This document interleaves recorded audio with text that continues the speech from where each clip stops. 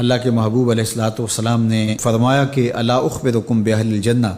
میں تمہیں اہل جنت کے بارے میں خبر نہ دوں؟ تو پھر ارشاد فرمایا الضعفاء المظلومون، جو مسلمان کمزور ہیں، ظلم و ستم سہتے ہیں، تو آقا کریم نے فرمایا کہ وہ اہل جنت ہیں۔ چونکہ بہت سارے گناہ کا کفارہ ان پر ہونے والے ظلم بن جاتے ہیں۔ اہل ایمان کو دنیا میں جو تکلیفیں پہنچتی ہیں تو ان تکلیفوں کے بدلے میں ان کو اجر دیا جاتا ہے، حتیٰ کہ جو اہل ایمان کے پاؤں میں کانٹا بھی چبھتا ہے اللہ اس کی بھی ان کو جزا عطا کرتا ہے۔ اور ایک حدیث پاک میں آتا ہے کہ اہل بلا کو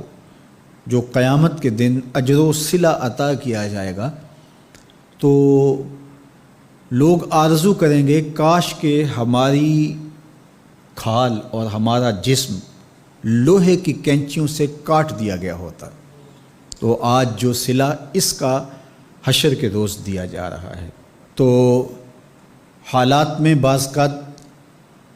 اس طرح کی صورت بن جاتی ہے کہ یا آپ ظالم بنیں یا آپ مظلوم بنیں،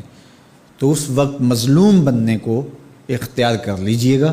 ظالم کبھی بھی نہ بنیے گا، چونکہ ظالم کا ٹھکانہ آتش دوزخ ہے اور مظلوم کی جگہ اللہ کی جنت ہے۔ پھر فرمایا الا اخبرکم بخیارکم، میں تمہیں خبر نہ دوں جو تم میں سب سے زیادہ بہتر ہیں؟ تو پھر جھولیاں پھیل گئیں، تو فرمایا تم میں سے سب سے اچھے وہ ہیں کہ جو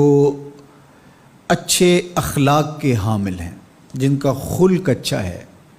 جن کے رویے خوبصورت ہیں۔ اور پھر آقا کریم علیہ السلام نے فرمایا الا انبئکم بشرارکم، میں تم میں سے جو شریر ترین لوگ ہیں ان کی خبر دوں،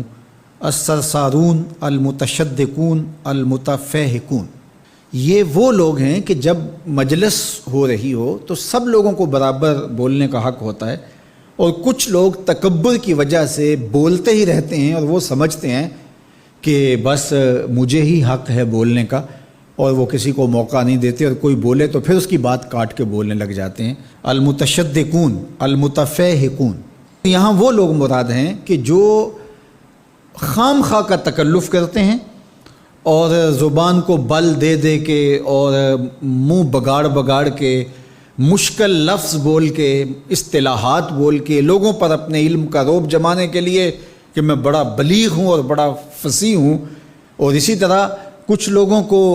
یہ بڑا ہوتا ہے کہ وہ فرنگی زبانیں جانتے ہیں، تو وہ عام دیہاتی لوگوں کے ساتھ بھی گفتگو کریں تو وہ مشکل سے مشکل الفاظ بولتے ہیں، جبکہ وہ بیچارے تو سادی زبان سمجھنے سے بھی قاصر ہوتے ہیں۔ تو یہ کوئی دانش مندی نہیں ہوتی کہ آپ جو ہے وہ بھاری بھرکم الفاظ بول کر کسی کے اوپر جو ہے وہ رعب جما رہے ہوں، تو یہ بات نہیں ہوتی۔ جب بات کریں آپ تو جس طرح کے لوگ ہوں اس طرح کی بات کی جائے اور اس طرح کی مثالیں ان کو دی جائیں۔ قرآن مجید میں اللہ تعالیٰ نے فرمایا کہ وہ اس بات پہ شرم نہیں اللہ کرتا کہ وہ تمہیں مچھر کی مثال دے، مچھر کی مثال دے کر کہ اگر تمہاری بات سمجھ میں آتی ہے، اور مکڑی کے جالے کی مثال دے کہ اگر تمہاری بات سمجھ میں آتی ہے تو اچھی بات ہے۔ دیکھو چھوٹا بچہ ہو دودھ پیتا ہو تو اس کو یخنی تو نہیں پلائی جاتی، اس کا معدہ خراب کرنا ہے، وہ برداشت نہیں کر سکتا، اس کو وہ دیا جائے جو وہ برداشت کر سکتا ہے۔ اس لیے آپ کے مخاطبین کس طرح کے ہیں؟ کلم الناس علی قدر عقولہم لا علی عقولکم، میرے اور آپ کے آقا و مولا نے فرمایا جب بات کرو تو لوگوں کے فہم کے مطابق کرو، اپنے فہم اور اپنی عقل کے مطابق نہ کرو۔ علامہ اقبال علیہ رحمہ کی شاعری اور ان کا خوبصورت ادب اگر آپ دیکھیں تو اہل علم کے لیے سوغات ہے،